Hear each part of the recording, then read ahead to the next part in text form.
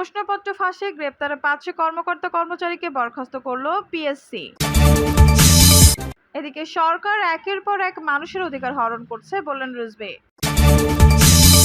জানাবো আগামীকালও সকাল সন্ধ্যা বাংলা ব্লকেট। আরো জানাবো ৫,০০০ টাকায় মেলে প্রশ্ন, সঙ্গে জিপিএ-5। এবং সর্বশেষ জানাবো আবেদকে চাকরিচ্যুত করতে বেগ পেতে হয়েছে বললেন পিএসসির সাবেক চেয়ারম্যান। দর্শক শুনছিলেন সংবাদ শিরোনাম, এখন বিস্তারিত। প্রশ্নপত্র ফাঁসে গ্রেপ্তার ৫ কর্মকর্তা-কর্মচারীকে বরখাস্ত করল পিএসসি। প্রশ্নপত্র ফাঁসে গ্রেপ্তার সরকারি কর্মকর্তা কর্মক কমিশনের পিএসসি উপপরিচালক মোহাম্মদ আবু জাফর ও জাহাঙ্গীর আলম। প্রশ্নপত্র ফাঁসে গ্রেপ্তার সরকারি কর্ম কমিশনের পিএসসি উপপরিচালক মোহাম্মদ আবু জাফর ও জাহাঙ্গীর আলম, সহকারী পরিচালক মোহাম্মদ আলমগীর কবির এবং পিএসসির কর্মচারী ডিসপাস রাইডার খলিলুর রহমান ও অফিস সহায়ক সাজিদুল ইসলাম সহ ৫ জনকে চাকরি থেকে সাময়িক বরখাস্ত করেছে পিএসসি। পিএসসি চেয়ারম্যান স্বাক্ষরিত বহিষ্কার আদেশে দেখা গেছে ওই ৫ জনকে চাকরি আইন অনুসারে সাময়িক বহিষ্কার করা হয়েছে। তারা বিধি অনুসারে ঘোরপোষ ভাতা পাবেন। বিভিন্ন নিয়োগ পরীক্ষায় প্রশ্নপত্র ফাঁসের মামলায় সরকারি কর্ম কমিশনের সাবেক গাড়ি চালক সৈয়দ আবেদ আলী সহ ৭ জনকে ১৬৪ ধারায় স্বীকারোক্তিমূলক জবানবন্দি রেকর্ড করার জন্য আদালতে নেওয়া হয়েছে। এছাড়া সৈয়দ আবেদ আলীর ছেলে সহ ১০ জনকে কারাগারে পাঠানোর আদেশ দিয়েছে আদালত। ঢাকার চিফ মেট্রোপলিটন ম্যাজিস্ট্রেট সিএমএম আদালতের ম্যাজিস্ট্রেট তহমিনা হক আজ সোমবার এই আদেশ দেন। আদালত ও পুলিশ সূত্রে জানা যায়, স্বীকারোক্তিমূলক জবানবন্দি দেওয়ার জন্য সৈয়দ আবেদ আলী, পিএসসির ডিসপাস রাইটার খলিলুর রহমান ও অফিসার সহায়ক সাজিদুল ইসলাম, মিরপুরের ব্যবসায়ী আবু সোলাইমান মোহাম্মদ সোহেল, ব্যবসায়ী সাখাত হোসেন, ব্যবসায়ী সাইম হোসেন ও বেসরকারি বিশ্ববিদ্যালয়ের ছাত্র লিটন সরকারকে আদালতে তোলা হয়েছে।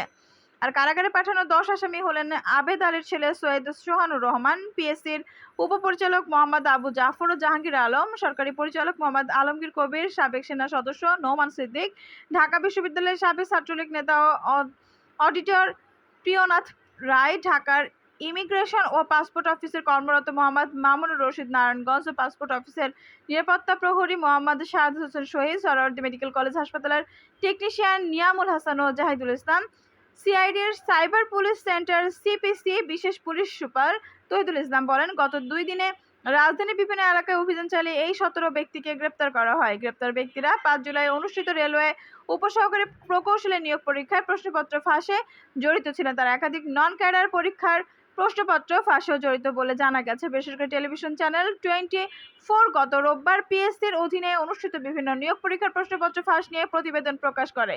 সেখানে পিএসসির কর্মকর্তারা প্রশ্নপত্র ফাঁসে জড়িত বলে অভিযোগ করা হয়। তদন্ত সংশ্লিষ্ট সিআইডি কর্মকর্তাদের ভবিষ্যৎ মানে পিএসসির কোনো নিয়োগ পরীক্ষা এলে এই চক্রের সদস্যরা প্রশ্নপত্র ফাঁস করে অর্থ নিতেন। ৫ জুলাই অনুষ্ঠিত রেলওয়ের সহকারী প্রকৌশলী নিয়োগ পরীক্ষার প্রশ্নপত্র ফাঁস করেন তারা। চক্রের সদস্যরা ওই পরীক্ষার আগের রাতে তাদের চুক্তি করা শিক্ষার্থীদের অজ্ঞাতনামা স্থানে রেখে এই প্রশ্নপত্র তার উত্তর দিয়ে দেন। সরকার একের পর এক মানুষের অধিকার হরণ করছে বললেন রিজভী।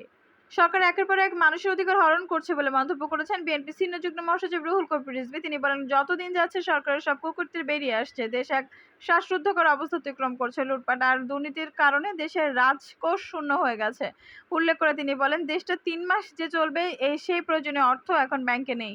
যারা ঋণখেলাপি হয়েছেন ১,৯২,০০০ কোটি টাকার, তাদের নিয়ম অনুসারে সুদ মওকুফ করে দেওয়া হয়েছে। যারা লুটপাট করেছে, টাকা পাচার করেছে, তারা সবাই ক্ষমতাসীনদের ঘনিষ্ঠ লোক। সেই সঙ্গে ছাত্রদল নেতা আতিকুর রহমান রাসেলকে অবিলম্বে তার বাবা মায়ের কাছে ফিরিয়ে দেওয়ার আহ্বান জানিয়েছেন রিজভী। গত ১ জুলাই আতিকুর রহমান রাসেলকে গোয়েন্দা পরিচয়ে তুলে নেওয়া হয়েছে অভিযোগ করে তিনি বলেন, ৮ দিন অতিবাহিত হলো, এখনও তাকে পরিবারের কাছে বা আদালতে হস্তান্তর করা হয়নি। তার বাবা মায়ের যে আকুতি তা ভাষায় বর্ণনা করার মতো নয়। তাকে আইনশৃঙ্খলা বাহিনী যে তুলে নিয়ে গেছে তা অনেকে দেখেছেন এবং তিনি গোয়েন্দা হেফাজতে রয়েছেন বলে দাবি করেন রিজভী। দেশ এক শ্বাসরুদ্ধকর অবস্থা অতিক্রম করছে। উল্লেখ করে বিএনপির এই শীর্ষ নেতা বলেন, মানুষের অধিকারগুলো দখলদার সরকার একের পর এক হরণ করেছে। মানুষ অধিকার বঞ্চিত। গণতন্ত্রে মানুষের যে অধিকারগুলো স্বীকৃত, সেই অধিকারগুলোকে মানুষ যাতে প্রয়োগ করতে না পারে তার জন্য রাষ্ট্রশক্তিকে এমনভাবে তৈরি করা হয়েছে যাতে প্রধানমন্ত্রী শেখ হাসিনা ইচ্ছে পূরণ করতে পারেন। এজন্য বাংলাদেশের সংবিধান কাটাছেড়া করার পরও গণতন্ত্রের যে অধিকারগুলো আছে সেই অধিকারগুলো সরকারের যন্ত্র দিয়ে নানাভাবে দমন করেছেন। এই দমন পৈশাচিক, এই দমন নিষ্ঠুর, এই দমন রক্তাক্ত। আগামীকালও সকাল সন্ধ্যা বাংলা ব্লকেট। সরকারি চাকরিতে কোটা ব্যবস্থা সংস্কারের দাবিতে আগামীকাল বুধবার সকাল সন্ধ্যা বাংলা ব্লকেট কর্মসূচি ঘোষণা করেছে আন্দোলনরত শিক্ষার্থীরা। আজ মঙ্গলবার বিকেলে 6:30টার দিকে ঢাকা বিশ্ববিদ্যালয়ের কেন্দ্রীয় গ্রন্থাগারের সামনে সংবাদ সম্মেলন করে এই কর্মসূচি ঘোষণা দেওয়া হয়। বৈষম্য বিরোধী ছাত্র আন্দোলনের ব্যানারে বাংলা ব্লকেটের অংশ হিসেবে সারা দেশে এই কর্মসূচি পালিত হবে। সংবাদ সম্মেলনে বৈষম্য বিরোধী ছাত্র আন্দোলনের সমন্বয়ক ঢাকা বিশ্ববিদ্যালয়ের শিক্ষার্থী নাহিদ ইসলাম বলেন, সারা দেশের সব মহাসড়ক ও রেলপথ ব্লকেটের আওতাভুক্ত থাকবে। সরকারি চাকরিতে কোটা পদ্ধতি সংস্কারের দাবিতে 2018 সালে শিক্ষার্থীদের আন্দোলনের কারণে সে সময় কোটা পদ্ধতি বাতিল করে সরকার। পরে 2021 সালে কয়েকজন বীর মুক্তিযোদ্ধার সন্তান হাইকোর্টে রিট করলে গত 5 জুনে এক রায়ের মাধ্যমে আবারও ফিরে আসে কোটা ব্যবস্থা। সেই ধারাবাহিকতায় গত 1 জুলাই বৈষম্য বিরোধী ছাত্র আন্দোলনের ব্যানারে আন্দোলনের নামে দেশের বিভিন্ন বিশ্ববিদ্যালয়ের শিক্ষার্থীরা পরে গত শনিবার রাজধানীর শাহবাগ থেকে আন্দোলনরত শিক্ষার্থীরা বাংলা ব্লকের কর্মসূচি ঘোষণা করেন। সে অনুযায়ী গত দুদিন রোববার ও সোমবার রাজধানীর গুরুত্বপূর্ণ বেশ কয়েকটি পয়েন্টে অবস্থান ও অবরোধ কর্মসূচি পালন করেন আন্দোলনকারীরা। এছাড়া দেশের বিভিন্ন বিশ্ববিদ্যালয়ের শিক্ষার্থীরাও নিজ নিজ এলাকা থেকে এই কর্মসূচি পালন করে। 5,000 টাকায় মেলে প্রশ্ন, সঙ্গে জিপিএ 5। প্রশ্নপত্র কেন্দ্রে পৌঁছানোর পর অনলাইন ভিত্তিক যোগাযোগ মাধ্যমে হোয়াটসঅ্যাপ অ্যাপ গ্রুপে চলে আসে তার ছবি। পর্যায়ক্রমে সমাধান ও পরীক্ষার্থী পরীক্ষা কেন্দ্রের কক্ষে বসে স্মার্টফোনে পাওয়া সেই সমাধান দেখে উত্তরপত্রে লেখেন পরীক্ষার্থীরা। প্রশ্ন উত্তরপত্র কলমের সঙ্গে স্মার্টফোন ও এসবের পরীক্ষার্থীদের কাছে অপরিহার্য সরঞ্জাম। মাত্র 2 থেকে 5,000 টাকার বিনিময়ে এভাবে উচ্চ মাধ্যমিক সার্টিফিকেট পরীক্ষা দিচ্ছে একটি কেন্দ্রের প্রায় 1,000 পরীক্ষার্থী। কেন্দ্র কমিটিকে মোটা অঙ্কের টাকা দিয়ে কবজায় নিয়ে পরীক্ষার্থীদের জন্য এমন বন্দোবস্ত করেছে একটি চক্র।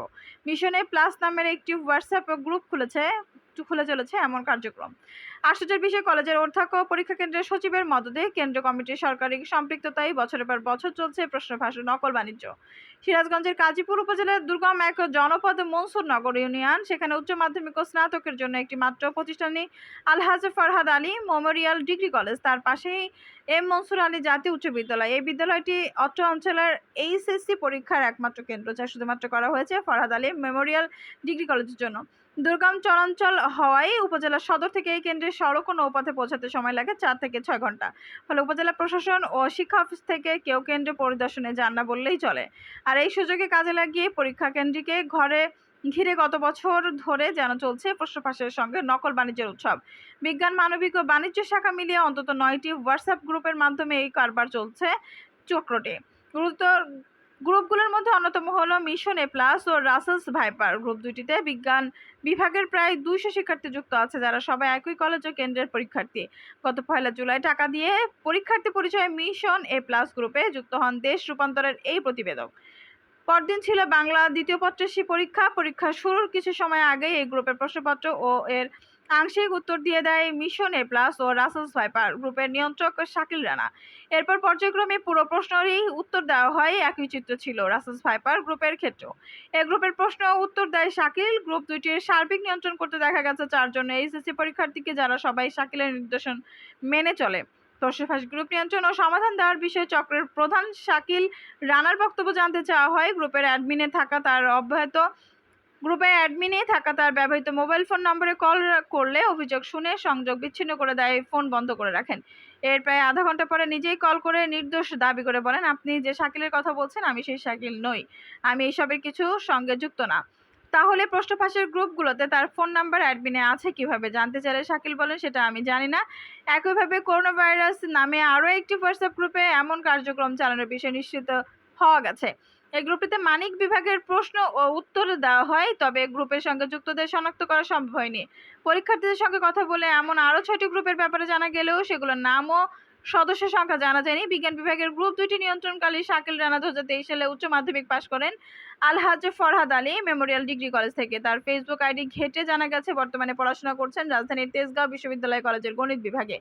এসব গ্রুপে পাওয়া প্রশ্ন এবং কেন্দ্রে বসে স্মার্টফোন দেখে পরীক্ষা দেওয়ার প্রমাণ সংযোগে জোর দেওয়া হয়। জারি ধারাবাহিকতায় গত 2 জুলাই বাংলা দ্বিতীয় পত্র পরীক্ষার দিনে কেন্দ্রীয় একটি ভিত্তি পরিচয় ভিডিও চিত্র সংগ্রহ করা হয়। জারি ধারাবাহিকতায় গত 2 জুলাই বাংলা দ্বিতীয় পত্র পরীক্ষার দিনে কেন্দ্রের একটি ভিডিও চিত্র সংগ্রহ করা হয়, যাতে পরীক্ষার্থীরা শেষ সময় কেন্দ্রের একটি কক্ষে দেখা যায়। কয়েকজন পরীক্ষার্থী পরীক্ষা শেষ করে প্রবেশপত্র সহ অন্যান্য সরঞ্জাম গুছিয়ে উঠে যাচ্ছেন, তবে বেশিরভাগই আবার দ্রুত গতিতে লিখে যাচ্ছেন উত্তরপত্রে। যারা লিখছেন তাদের সবার সামনেই প্রশ্নপত্র ও একটি করে স্মার্টফোন রাখা। স্মার্টফোন দেখে পরীক্ষার্থীদের সবাই নির্ভয়ে লিখছেন। পাশে নির্বিকার দাঁড়িয়ে দায়িত্বরত পরিদর্শক। প্রশ্ন ফাঁস ও নকল বাণিজ্য মদদে অভিযোগ আছে এই কেন্দ্রীয় সচিবের বিরুদ্ধে। সে বিষয়ে জানতে চাইলে তিনি বলেন, বললাম তো এখন কথা বলতে পারবো না। এই অবৈধ কর্মকাণ্ডে মদদের অভিযোগ আছে আলহাজ ফরাদ আলী মেমোরিয়াল ডিগ্রি কলেজের অধ্যক্ষ আবুল কালাম আজাদের বিরুদ্ধেও।